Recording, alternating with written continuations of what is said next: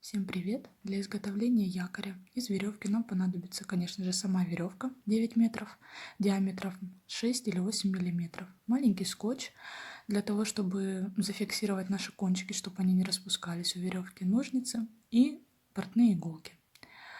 Отрезаем половину, то есть 4,5 метра веревки, складываем ее пополам и делаем вот такую петельку и закрепляем иголочкой. Затем сбоку делаем еще одну петельку и также фиксируем иголкой. И справа тоже делаем еще одну петельку и фиксируем. Смысл горизонтального макраме именно в том, чтобы менять чередование веревок. Сначала одна сверху, потом другая. При помощи этого они фиксируются. Вот у нас получается такой крестик. В середине будет ромб. И продолжаем дальше плести основу для якоря, чередуя веревки. Сначала правая сверху, потом левая сверху и так далее.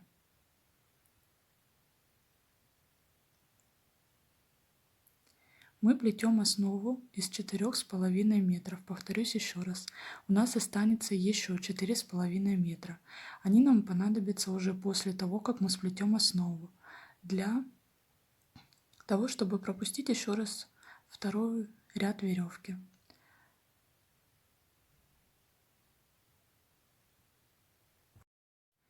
Сейчас мы работаем с левой веревочкой, с левой ее частью. Правая пока что нам не нужна, она просто висит, можете ее пока что убрать. Вот. И плетем левую часть для нашего якоря, также чередуя.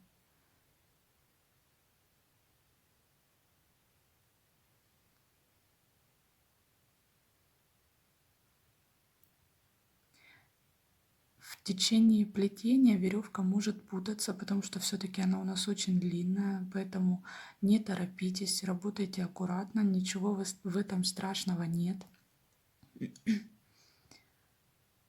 Сразу якорь не вырисовывается такой, какой нужно, красивый, он немного косой и кривой, скажем так, но потом в конце мы все поправим, и он станет идеальным. Чем удобно такой способ плетения макраме, тем, что вы всегда в конце можете сделать так, как нужно, расправить, где-то поправить, вытянуть веревки или убавить. Вам для этого не надо будет распускать весь якорь совершенно. Просто чуть-чуть где-то потянуть, где-то убавить. Итак, мы сплели левую часть якоря, теперь начинаем плести правую ее часть.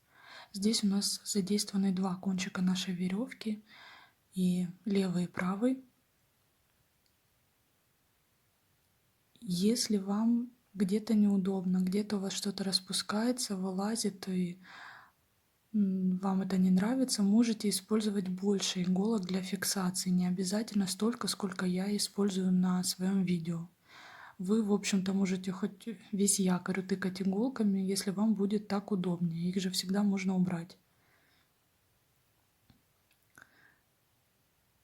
Что еще хорошо в этом макраме, то что в самом конце мы вполне сможем легко привести наш якорь в нужный нам вид. То есть вы не бойтесь, что где-то у вас сейчас в течение плетения, где-то больше зигзаг, где-то меньше. В этом нет ничего страшного. Для этого нам не надо будет распускать весь якорь.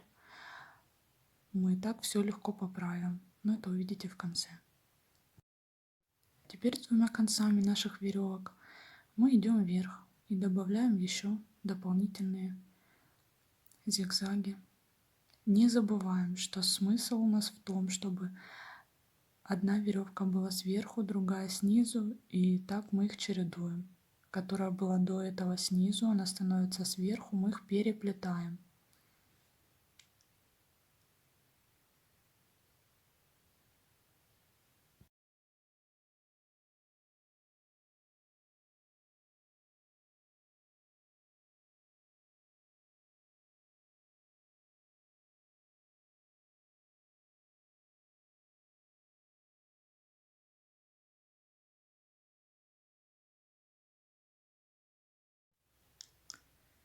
В ходе нашей работы вы фиксирующие иголочки можете убирать, если они вам мешают.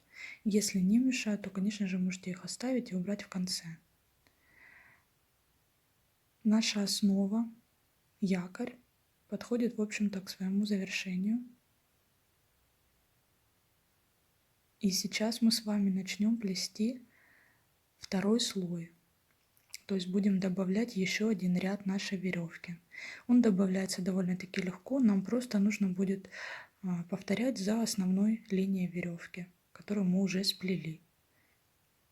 Поэтому берем наши кончики, которые остались, совсем немного, и начинаем повторять за основной веревочкой.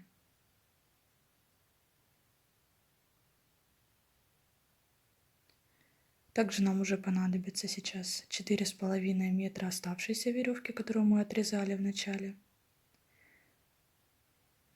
Вот видите, я просто добавляю к нашей основной веревке второй слой.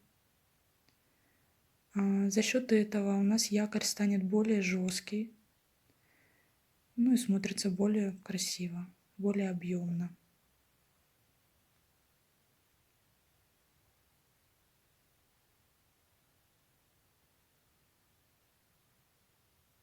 В ходе работы вы, конечно же, можете поправлять якорь. Вот добавляем наши 4,5 метра веревки. И дальше повторяем контур основной. Почему мы не сразу берем 9 метров и не плетем из них? Это очень тяжело. Веревка очень длинная, вам будет плести очень неудобно. Вы, когда попробуете, вы поймете, что даже с 4,5 метра работать сложновато. Но, в общем-то, если достигнете мастерства, скажем так, то, возможно, и сразу будете плести из 9 метров. Это на ваше усмотрение. Я не настаиваю. Тут большой полет фантазии. Мы плетем этот якорь в 2 слоя. Можно его сплести в 3 слоя, соответственно, просто взять больше веревки. Можете плести из более толстой веревки, например, 10-12 миллиметров. Это опять же на ваше усмотрение. В ходе работы можете немного поправлять якорь, то есть делать какие-то зигзаги больше, какие-то меньше, просто вытягивая веревочку, и все. От этого ваш якорь не распустится, не волнуйтесь.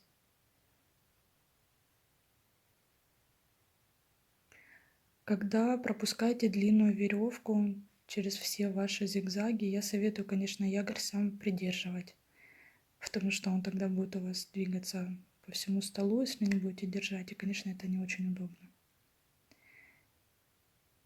Такой якорь можно будет повесить в качестве декора просто на стенку, например, в детской, если оно у вас в морском стиле. Нам понадобится для этого 3 гвоздика на самую макушку нашего якоря и на наши кончики справа и слева. Можете с помощью горячего пистолета или суперклея сделать панно с таким якорем. Например, использовать ракушки морские, какие-то морские коряги. Можно его покрасить из баллончика в любой другой цвет. Можно его приклеить, например, на деревянный сундук, если вдруг у вас есть такой в детской для хранения игрушек. В общем, с таким якорем можно делать все, что захотите.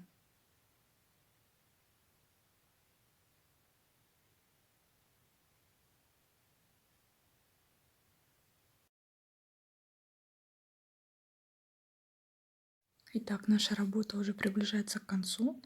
Наш якорь стал более объемным, более красивым. Вы видите, что где-то у нас, например, наши петельки больше, например, вправо вверху, а слева немного меньше. Это все можно подтянуть. Подтягиваете вы сразу 2 слоя веревки. Ну, как будто бы это у вас одна веревка, тянете где-то больше, где-то меньше делаете. От этого наш якорь не распустится. Лишнюю веревку мы сейчас обрежем ножницами. И кончики вы можете зафиксировать по итогу либо горячим пистолетом, либо суперклеем, либо аккуратно зажить ниточкой. Я иногда для этого использую тонкую леску, чтобы не было видно. Поправляем наш якорь, все наши петельки, где-то больше, где-то меньше утягиваем.